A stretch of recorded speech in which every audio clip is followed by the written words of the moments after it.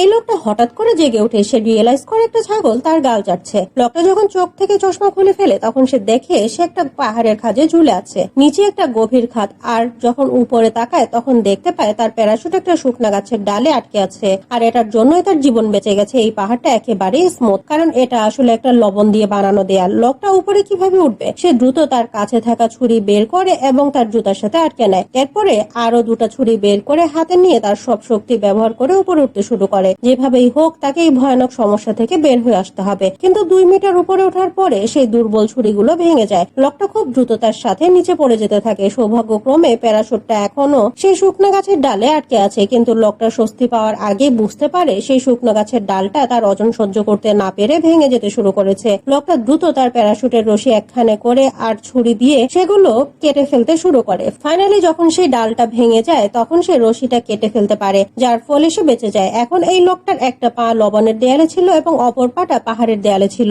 এই অবস্থায় যখন সে হার মেনে নিচ্ছিল তখন শেষবারের মতো উপরে তাকায় আর দেখতে পায় একটা ছাগল লবণ চেটে এখান থেকে অনেক মত ভাবে উপরে উঠে গেছে। এটা দেখে তার মনে আসার কিরণ উকি দেয়। অন্য সবকিছু ভুলে সে ছাগলটাকে নকল করতে শুরু করে। লোকটা তার সব শক্তি লাগিয়ে তার হাত পাহাড়ের খাঁজের মধ্যে আটকে নেয়। নিচে একটা অনেক গভীর খাদ, যেটা দেখে লোকটার আত্মা কেঁপে ওঠে। যদি সে সামান্যতম কোনো ভুল করে তাহলে 1000 মিটার নিচে পড়ে যাবে, কিন্তু এখন পেছনে ফেরার কোনো রাস্তা নেই। লোকটা তার হাত এবং পা ব্যবহার করে আস্তে আস্তে করে উপরে উঠতে শুরু করে। লম্বা একটা সময় পরে ফাইনালি লোকটা একটা পাহাড়ের খাঁজে উঠতে পারে। যখন সে স্বস্তির নিঃশ্বাস নিচ্ছিল তখন দুর্ভাগ্যবশত তার পায়ের নিচে থাকা লবণ ধসে যেতে শুরু করে। লোকটা ভয় পেয়ে দ্রুত উপরে উঠতে থাকে। ফাইনালি সে ছাগলের মতো লাফিয়ে লাফিয়ে উপরে উঠে আসে। লোকটা তার হাত দিয়ে পাহাড়ের কিনারা ধরে ফেলে, কিন্তু এখন তার শক্তি একেবারেই কমে গেছে। সে অনেক চেষ্টা করার পরেও উপরে উঠতে পারছে না। এমন সময় উপরে থাকা একটা ছাগল এসে লোকটার দিকে রাগের চোখে দেখতে থাকে। ছাগলটা বাতাসে গন্ধ নেয়, এরপরে বুঝতে পারে এই লোকটা তার মতো নয়। কোনো দেরি না করে ছাগলটা লোকটাকে তার মাথা দিয়ে ধাক্কা দেয়। সৌভাগ্যক্রমে লোকটা